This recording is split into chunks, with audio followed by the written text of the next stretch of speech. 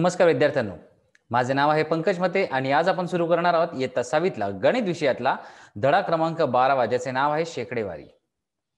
आता शेकडेवारी म्हणजे काय? तुम्हाला माहिती आहे, आपण एखादी परीक्षा देऊन येतो त्यावेळेस परीक्षेचा निकाल जेव्हा लागतो आपल्याला तेव्हा मार्क जे मिळतात त्यामध्ये लिहिले असते आपल्याला 100 पैकी 80% गुण मिळाले, 90% गुण मिळाले किंवा 100 पैकी 100% गुण मिळाले. तर हे जे 100 पैकी 100% म्हणजे आपल्याला जे 50%, 60%, 70%, 80% किंवा 100% हे जे गुण मिळतात त्यालाच शेकडेवारी असे म्हणतात. अजूनही काही उदाहरणे आहेत. त्यातले अजून एक उदाहरण घ्यायचे म्हटले तर आपल्याला जेव्हा जून महिना सुरू होतो तेव्हा आपले हवामान खाते आपल्याला नेहमी सांगते की मागील वर्षीपैकी या वर्षी किंवा मागच्या वर्षीच्या बरोबरीत केली तर ह्या वर्षी 90% पाऊस पडेल किंवा 100% पाऊस पडेल. म्हणजेच काय, मागच्या वर्षी पडलेल्या पावसाचे प्रमाण जर 100 एकक जर मांडले तर त्या 100 एककापैकी या वर्षी किती एकक पाऊस पडेल? जर 80% जर म्हटले तर 80 एकक इतके पाऊस पडेल. तर आपण मानलेल्या एककानुसार आपल्याला पाऊस किती मिळणार आहे किंवा किती पडणार आहे त्याचीच बरोबरी किंवा त्याचीच तुलना म्हणजे काय? शेकडेवारी. तर चला अशीच काही उदाहरणे पाहूया धड्यामध्ये आणि शेकडेवारीचा अर्थ नीट समजून घेऊया. तर चला सुरू करूया या धड्याला ज्याचे नाव आहे शेकडेवारी. तर चला चर्चा करूया शेकडेवारी म्हणजे काय. आता एक दादा आणि त्याचा एक भाऊ राजू ह्या दोघांमध्ये एक छोटीशी बातचीत चालू आहे. ज्यात दादा त्या राजूला त्या मुलाला शेकडेवारी म्हणजे काय त्याचा अर्थ समजवत आहे.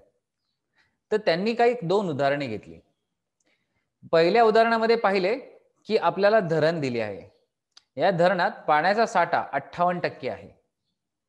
पण लक्षात ठेवा, पाण्याचा साठा 58% आहे म्हणजेच काय, पाण्याची पातळी थोडी कमी आहे, त्यामुळे पाणी जपून वापरावे हे नेहमी आपल्या आयुष्यात लक्षात ठेवावे.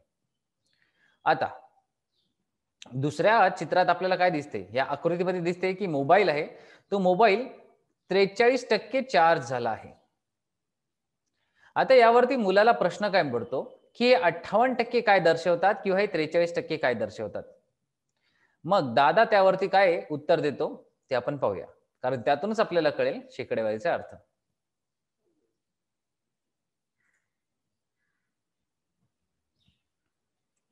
पहा, राजू काय बोलतो आपल्या दादाला. दादा, वरील चित्रात मला 58च्या पुढे ही अशी खूण दिसते आणि 43च्या पुढे ही तशीच खूण दिसते. तर ह्या खुणाचा, ही जे खूण केली आहे त्याचा अर्थ काय, ती काय आहे? तर दादा ते सांगतो, या खुणेला, ही जी खूण आहे तिला शेकडेवारी असे म्हणतात किंवा ती शेकडेवारीची खूण आहे असे म्हणतात. शेकडा म्हणजेच काय? 100. शेकडेवारीला टक्केवारी किंवा शतमान पद्धत असेही म्हणतात. म्हणजे ह्याच चिन्हाला आपण शेकडेवारीचे चिन्ह असे म्हणतो. यालाच आपण काय म्हणतो? टक्केवारी किंवा शतमान पद्धत. मग त्या मुलाला प्रश्न पडतो राजूला, शेकडेवारी म्हणजे काय? मग दादा काय सांगतो ते पहा. पहिल्या चित्रात धरणातील पाण्याचा साठा 58% आहे. म्हणजेच पहा, या खुण्याला आपण टक्के असे म्हणतो. जर 58% आहे म्हणजेच धरणाची पाणी साठवायची क्षमता आहे 50 एकक. म्हणजेच धरणाची पाणी साठवण्याची क्षमता आहे 100 एकक. मग त्यापैकी 58% पाणी सध्या हे धरणात आहे. तर लक्षात घ्या, 58% म्हणजे काय? त्या धरणाची ताकद होती 100 एकक एवढं पाणी साठवण्याची. त्या धरणाची ताकद किती होती? 100 एकक इतके पाणी साठवण्याची ताकद आहे. पण त्यापैकी फक्त 58% पाण्यासाठा त्या धरणात आहे. म्हणजेच काय, 100 पैकी फक्त 58 एककच इतका पाण्यासाठा त्या धरणात आहे.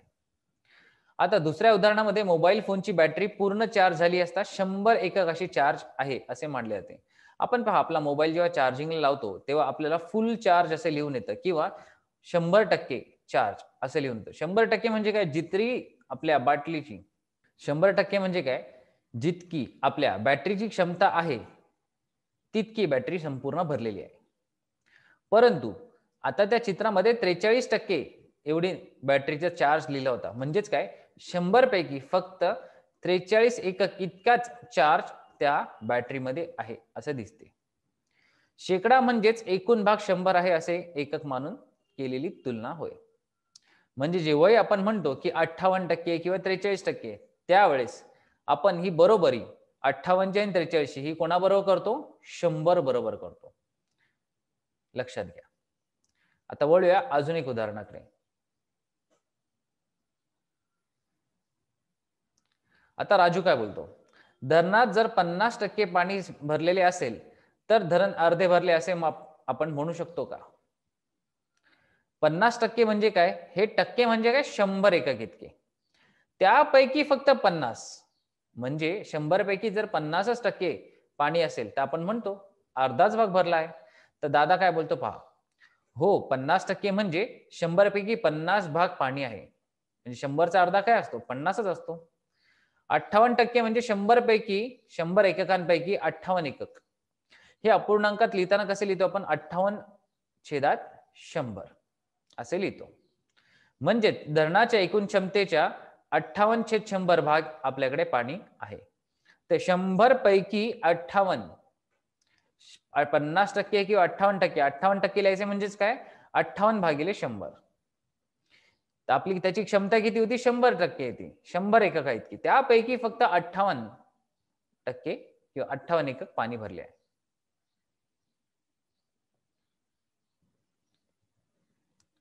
आता पहा, शेकडेवारीची माहिती अपूर्णांकाच्या रूपात कशी मांडतात ते पाहू.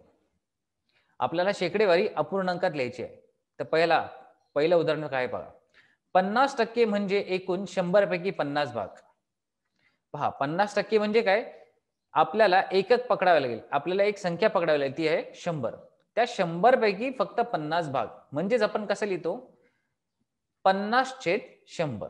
आता याचा जर आपण भागाकार केला तर 50 एके 50 आणि 50 दुने 100. तर 1/2 भाग याचा अर्थ येतो. आता 25% म्हणजेच काय? तर 100 पैकी फक्त 25 भाग. 100 भागांपैकी फक्त 25च भाग. म्हणजेच आपण काय लिहितो? एकूण 50. चला आता जाणून घेऊया शेकडेवारीची माहिती अपूर्णांकाच्या स्वरूपात कशी लिहितात ती. तर पहिला आहे 50% म्हणजेच काय? आपण त्याला अपूर्णांकात कसे लिहू? अपूर्णांकात म्हणजे अंशछेदात. तर 50% म्हणजेच काय? 100 पैकी फक्त 50च.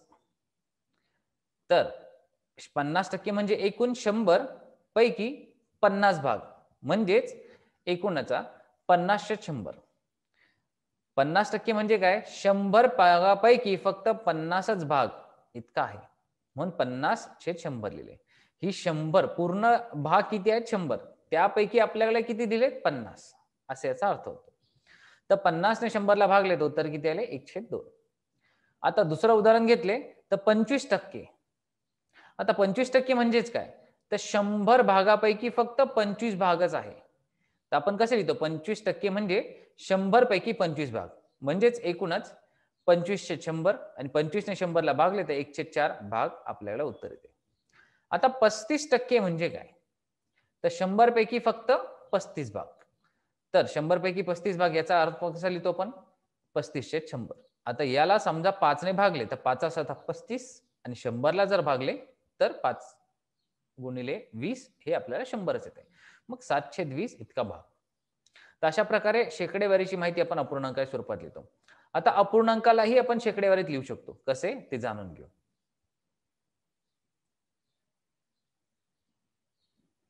आता पहा, अपूर्णांकाच्या रूपातील माहिती शेकडेवारीमध्ये कसे लिहायची. आता लक्षात घ्या, अपूर्णांकामध्ये छेदात जी संख्या असेल तिला अशा संख्येने गुणा जेणेकरून छेदामध्ये 100 येईल. तर ज्या संख्येने आपण गुणल्यानंतर आपल्याला छेद 100 होतो तीच संख्या अंशातही गुणावी लागते. तेव्हाच तो गुणाकार बरोबर मानला जातो. तर पहा, पहिले उदाहरण आहे 3/4. आता 4 ने अशा कुठल्या संख्येने गुणले 4 ला जेव्हा आपल्याला उत्तर 100 येऊ शकते? त्याचं उत्तर आहे 25.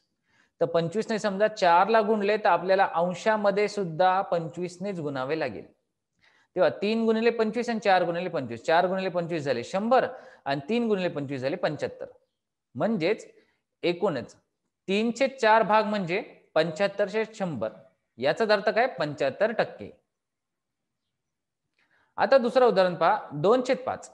आता 5ला कशाने गुणावे लागेल जेव्हा आमचं उत्तर आपल्याला 100 येईल? तर 20 ने गुणले तर. तर आपण अंशातही 20 ने गुणले तर 2 गुणिले 20 छेदात आले 5 गुणिले 20. उत्तर काय मिळाले? 40/100. म्हणजेच एकूणच 2/5चा भाग म्हणजेच 40/100. याचाच अर्थ काय? 40%. तर छेद 100 करण्यासाठी सममूल्य अपूर्णांकाचा उपयोग होतो. सममूल्य अपूर्णांक म्हणजेच काय? जितक्या संख्येने आपण छेदात गुणले तितकीच संख्येने आपल्याला अंशातही गुणावे लागते. यालाच म्हणतात सममूल्य अपूर्णांक. आता चला, शेकड्यावारी समजण्यासाठी काही पुस्तकांमध्ये उदाहरणे दिली आहेत. ती काय आहेत ती पाहून घेऊ. पहिले उदाहरण काय दिले? गेल्या वर्षी गिरीप्रेमी गटाने वृक्षारोपण कार्यक्रमात 75 झाडे लावली होती. तर एक गट आहे आपल्याकडे गिरीप्रेमी नावाचा, त्यांनी 75 झाडे आपली लावून दिली किंवा वृक्षारोपणाच्या कार्यक्रमात 75 झाडे लावली. आता त्यापैकी 48 झाडांचे संवर्धन उत्तम रीतीने झाले. म्हणजे 45 हे 48 इतके झाडांचे संवर्धन झाले. कितीपैकी? 75 झाडांपैकी. आता दुसरा एक गट दिले, कर्मवीर गट. यांनी झाडे लावली 50 आणि त्यापैकी 35 झाडांचे संवर्धन उत्तम रीतीने झाले. तर पहा, गिरीप्रेमी गटाने किती झाडे लावली होती? 75. त्यापैकी फक्त 48 झाडेचे संवर्धन झाले, म्हणजे झाडे टिकली. दुसरा गट होता कर्मवीर गट, ज्याने 50 झाडे लावली, त्यापैकी 35 झाडांचे संवर्धन झाले. लक्षात ठेवा, ही दिलेली 75 आणि 35 ह्या दोन्ही गटांची एकूण संख्या आहे आणि त्यापैकी 48 झाडे आणि 50 पैकी 35 झाडे. या 75 पैकी 48 झाडे आणि या 50 पैकी 35 झाडे टिकली. तर आता काय पाहायचंय? तर झाडांचे संवर्धन करण्यात कोणता गट जास्त यशस्वी झाला? म्हणजेच काय, आपल्याला याची टक्केवारी काढायची. टक्केवारी कशी करतात? तर आपल्याला किती पैकी किती उरले किंवा किती मिळाले आणि त्याबरोबर गुणाकार 100 लिहायचा. तरच आपल्याला उत्तर शेकडेवारीत किंवा टक्केवारीत मिळते. तर पहा, आपल्याला किती झाडे होती गिरीप्रेमींनी लावलेली? 75. त्यापैकी 48 झाडे उरली, म्हणजेच काय? 48/75 आपण लिहिणार. तसेच कर्मवीर गटाने 50 झाडे लावली, त्यापैकी 35 झाडांचे संवर्धन झाले, म्हणजे आपण कसं लिहिणार? 35/50. आणि ह्या दोन्ही अंशछेदाला आपण, या दोन्ही अपूर्णांकाला आपण 100 ने गुणूया. तर चला पाहूया याची उकल कशी काढतात ते. पहा, दोन्ही गटांनी सुरुवातीला लावलेल्या झाडांची संख्या वेगवेगळी आहे. त्यामुळे या लावलेल्या झाडांचा व संवर्धन झालेल्या झाडांचा तुलनात्मक विचार करायला हवा. आता ही तुलना करण्यासाठी संवर्धन झालेल्या झाडांची शेकडेवारी काढणे उपयोगी ठरेल. तेव्हाच आपल्याला कळेल किती टक्के झाडे दोघांनी आपण संवर्धन करू शकलो. त्यासाठी संवर्धन झालेल्या झाडांचे लावलेल्या झाडांचे गुणोत्तर पाहू. गिरीप्रेमीने गटाने लावलेल्या झाडांपैकी संवर्धन झालेले झाडे A% असे मानू आणि कर्मवीर गटाने लावलेल्या झाडांपैकी संवर्धन झालेली झाडे हे B% मानू. मग गिरीप्रेमीने गटासाठी संवर्धन झालेले झाडे आणि लावलेली झाडे यांचे गुणोत्तर किती आहे? A/100 आणि तेच 48/75. आता A% म्हणजे काय? A/100. ते ही झालेली संवर्धन झालेली झाडे आणि त्यापैकी लावलेली झाडे आपण जर पाहिली, पहा, गिरीप्रेमीने लावलेल्या झाडांपैकी संवर्धन झालेली झाडे ही A% मानू. म्हणजेच काय, आपण जर पकडले की 100 एकक इतकी झाडे लावली होती, त्यापैकी A एकक इतकी झाडे उरली. याची बरोबरी आपल्याला कशा करायची? दिलेल्या संख्यासोबत. म्हणजेच काय, गिरीप्रेमीने लावलेली संवर्धन झालेली झाडे व लावलेली झाडे यांचे गुणोत्तर हे आहे 48/75. आता यांची आपल्याला बरोबरी करायची. म्हणजेच आपल्याला काय मिळेल? एक समीकरण. ते कसे? A/100 बरोबर 48/75. कारण आपण काय मांडले? गिरीप्रेमी गटाने झाडांपैकी किती झाडे लावली होती? A%. A% म्हणजेच काय? A% झाडांचे संवर्धन झाले किंवा A झाडांचे संवर्धन झाले जेव्हा त्यांनी 100 झाडे लावली. त्याची बरोबरी आपण कशावर केली? त्यांनी दिलेल्या संख्येबरोबर, प्रश्नात दिलेल्या संख्येबरोबर, जी आहे 48 आणि 75. 48 झाडांचे संवर्धन झाले जेव्हा 75 झाडे लावली. आता यांना आपण सोडवू. आता अशाच प्रकारे आपण कर्मवीर गटाचीही आपण गुणोत्तरे घेऊ. तसेच कर्मवीर गटासाठी संवर्धन झालेली झाडे व लावलेली झाडे यांचे गुणोत्तर घेऊ. जसे हे समीकरण बनवले तसेच कर्मवीर गटाने लावलेल्या झाडांचेही आपण समीकरण बनवू. आता ह्या दोन्हींचे आपण उत्तर शोधूया. तर पहा, ए छेद 100 बरोबर 48/75. आता हा 100 इथे गुणाकारात.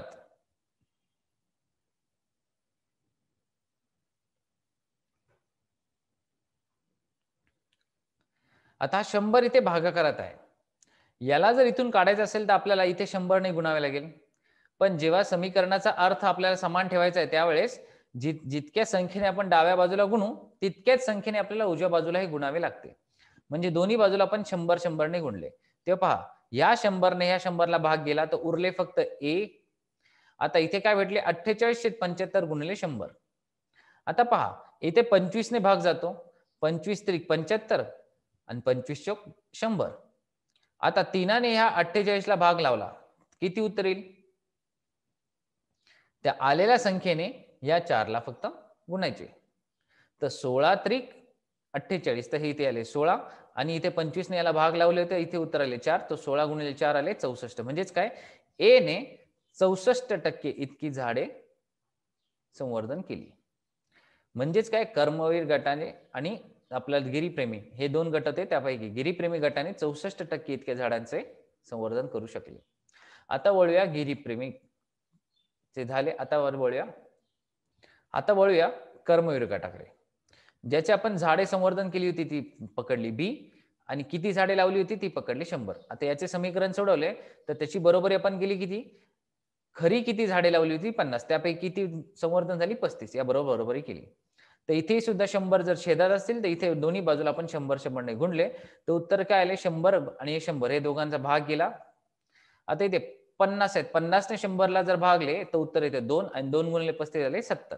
तर बी म्हणजेच कर्मवीर गटाने किती टक्के झाडांचे संवर्धन केले? 70. तर पहा, या दोघांपैकी हे आहे आपल्याला गिरीप्रेमी आणि हा आहे कर्मवीर गट. या दोघांपैकी कोणत्या गटाने झाडांचे संवर्धन जास्त केले तर हे टक्केवारीत कळून येते.